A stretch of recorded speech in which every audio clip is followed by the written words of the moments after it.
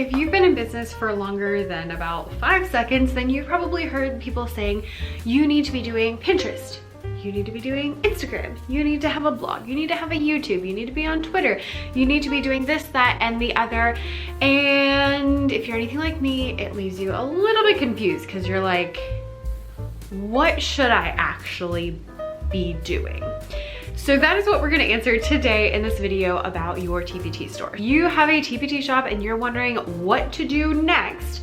We're gonna figure that out in this video by looking at your particular store. Now, I know this has been on your minds because I've gotten many questions like, Becca, should I be doing Instagram or Pinterest? Becca, should I be doing a blog or YouTube? Or should I be doing a podcast or Instagram? And I'm like, I have no idea.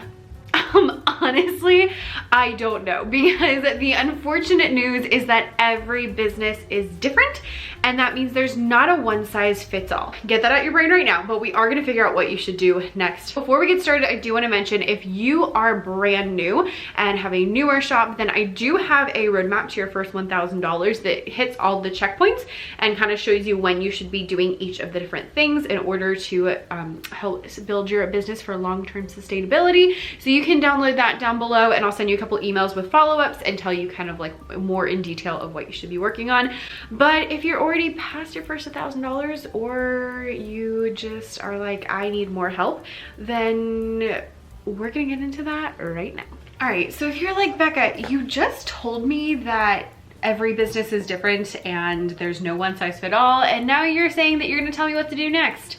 Yes, because I'm not actually going to tell you what to do next. I'm going to tell you how you can figure out what you should do next in your Teachers Pay Teachers stores. Let's get started. Now, the first thing is if you are newer, and by newer, I mean you have less than 50 products, my suggestion is always going to be to hit 50 products.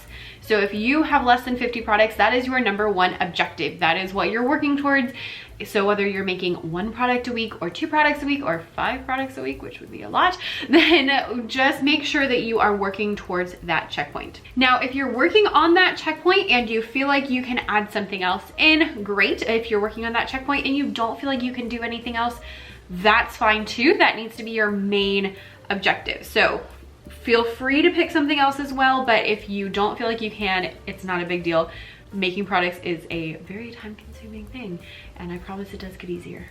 Now, if you already have 50 products, now what do you do?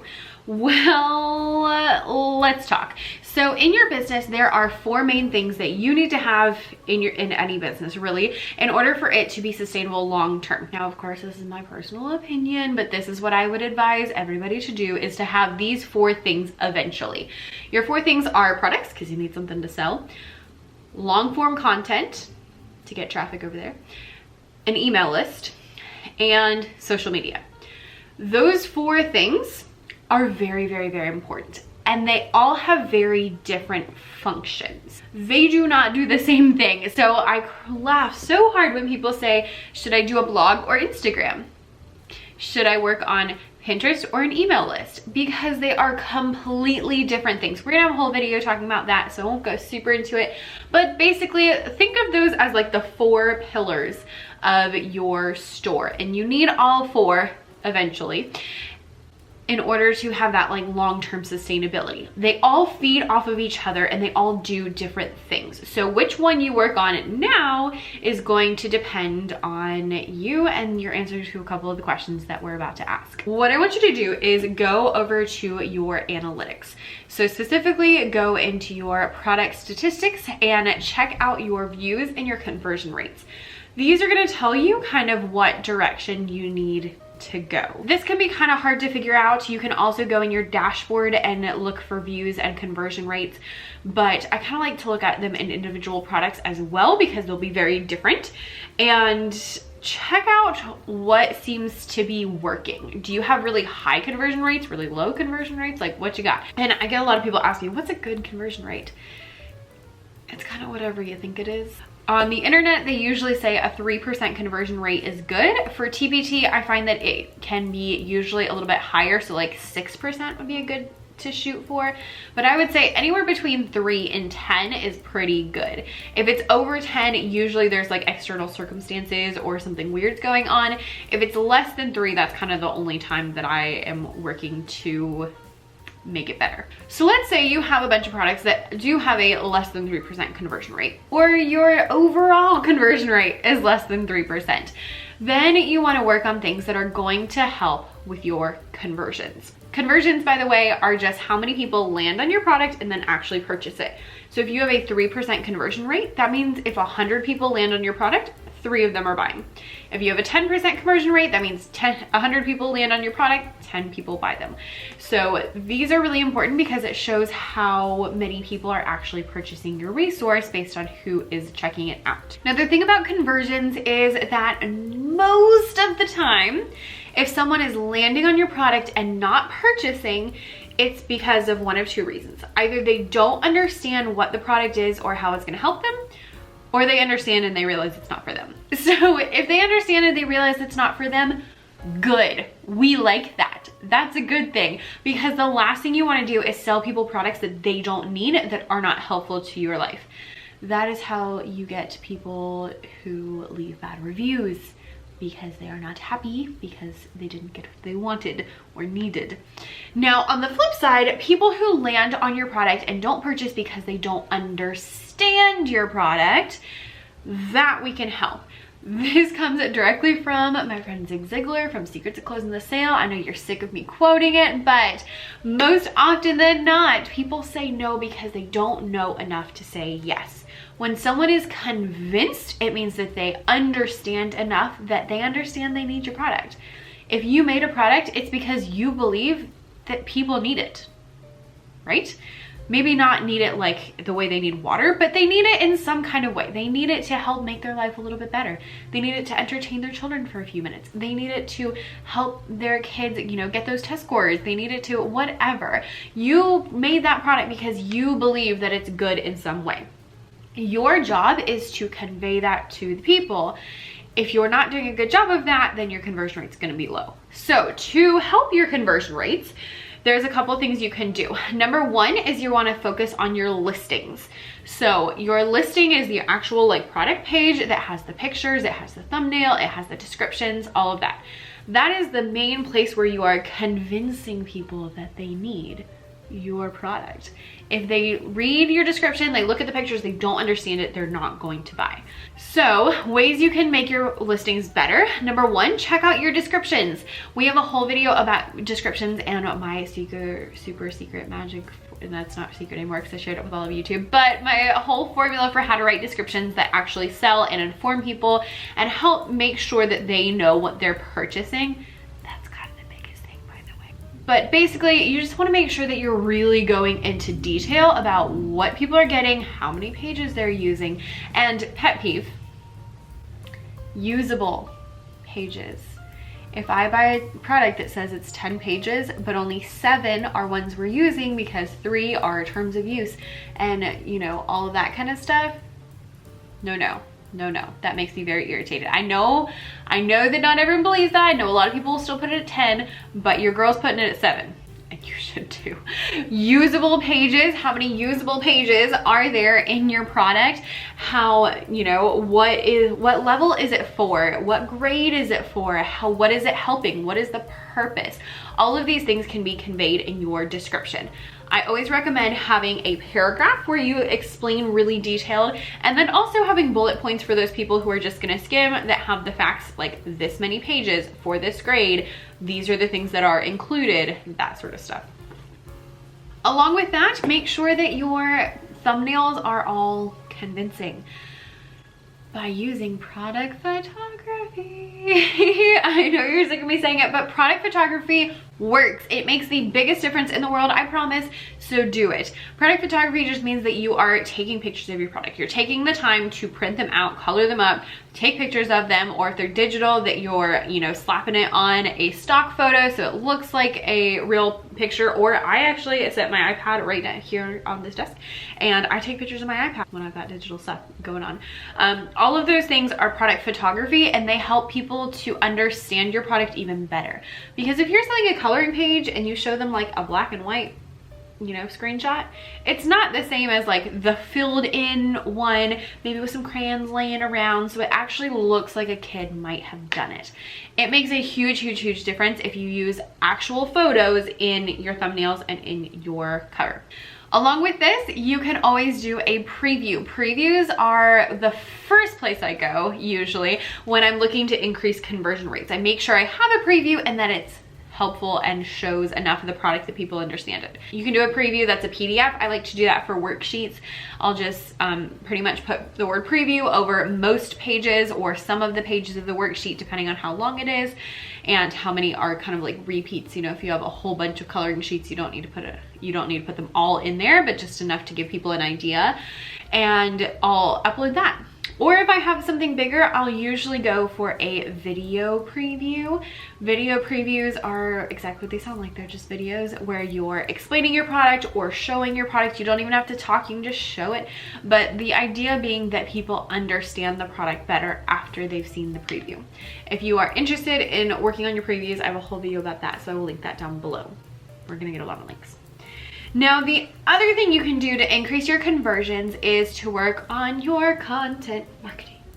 Content marketing is what is known as long form marketing, and basically it involves either YouTube or a blog or podcast. Those are the three main ones. I would also venture to say if you do like Facebook Lives on a regular basis, you might be able to call that long form content. But the three main ones are video, podcast, and blogs. Now, if you're like, Becca, how does that help me with my conversion rates? I will tell you. It helps you with your conversion rates because when someone reads a blog post about your product, they understand it so much better than they would if it was in just reading the description of your product. When someone watches a video where you're showing the product in action, you're explaining the product, they now understand it so much better than if they just came across it randomly on Teachers Pay Teachers. So long form content helps you to have better conversion rates because people can see everything, they can understand it better, and then you can also link to the product, so it also gives you traffic. But they're much more likely to buy once they get there because they already know what they're purchasing. They already are kind of convinced that they need it because you already convinced them because you showed them how awesome your product was. So long form content really helps with that conversion factor. I try to make a blog post and or a video about every single product that I have that feels like it needs it. Some of them are very straightforward, you know, if they're like coloring sheets are coloring sheets.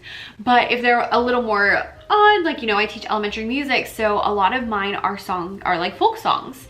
Folk song based lessons, and sometimes people don't know the folk song and they're not going to buy the lesson if they don't know the folk song. So if I can share the folk song, I can tell them, you know, all the cool things you can do with the folk song, they're a lot more likely to purchase the folk song lesson because they understand what the folk song is. They know how it sounds, they know all the good stuff. If your conversions are low, work on your listings or work on long form content. Now, if your conversions are good, like you've got, you know, 3%, 6%, that kind of stuff, then you have options. You can either add more products or you can work on the traffic area. So if you think, there's not a lot of people going to these products, then you'll want to work on your traffic.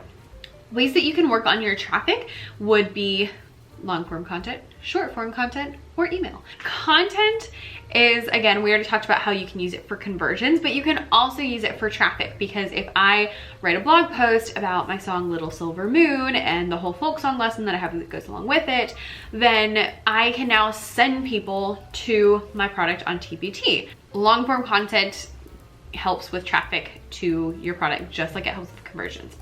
In addition to that, something else you can do is short form content. So short form content is social media. So Instagram, Twitter, Facebook, whatever, honestly, whichever one you prefer is gonna be the best thing. And this can also help drive traffic to your products. Now, I will say that, at least in my experience, long form content does a much better job of that than short form content does. But maybe it's just because my following's not big enough. I don't know. But I know it's some people who do really well with Instagram marketing and stuff like that. So if you're like, I don't have time for a blog, but I want to try to get more traffic, then maybe start a Teachergram and start, you know, working on Instagram. Now, with this, you want to be careful because there's kind of a nice balance of sales versus not sales posts that you need to kind of strike. So don't just go and like post a bunch of covers of your products because no one's gonna want to follow that. Make sure that as you're growing your Instagram, you're thinking, like, am I being helpful? Do people actually want to follow me? All of those little gut checks make a huge difference. So make sure that the answer is yes, people do want to follow you because you're being helpful and they like the things that you are posting. Also with that, you can't wait for people to come to you. Make sure that you are going to them. So you are going and answering comments, you're going and talking to people on other pages. Just make sure that you are not, sticking to yourself. Social media is supposed to be social. All right, more ways you can do traffic. If you still need traffic and you kind of want to work on that audience piece, but maybe you don't want to do social, then email's where it's at. Email is, I would say, more important than social media, but your email list is golden. First of all, your email list actually belongs to you as opposed to your social media following. And there's a lot of power in that because if things like, does anyone remember Vine or MySpace? Social media changes, so do be aware of that. And if you have an email list, even if you have an email list from your social media, you can then send people to other places. Now, the problem with an email list is it's not just magically going to grow. It needs traffic to it as well. So do be aware of that. It's a long-term strategy. It's not a short-term thing, and you will have to have either content or social in order to drive people to said email list. It's not just like you make an email list and then magically there are people on it. But it is something you can work on if you need the traffic and you really want that long-term sustainability. I'll leave a link to all our videos about email down below. Now, the last way that you can work on your traffic without paid ads, because you could do that as well, but we like to talk more about organic strategy because my philosophy is that if you have your organic strategy down, then ads will be easier because you'll already know what to say because you already tested it in social media posts and you'll already know who you're targeting because you already have an audience and all of that. So we talk mostly organic stuff here. Another organic way that you can get traffic to your store is through Pinterest. Pinterest is very powerful as a marketing tool because it's not like social media where people are just like, hanging out. It's different in that people go to Pinterest for ideas, and a lot of times they go to Pinterest kind of ready to buy. So if a teacher is like, what should I do in my class this week? I don't know about y'all, but the first place I go is Pinterest. And so when you go to Pinterest looking for ideas, you're a lot more likely to actually purchase something, which is really great.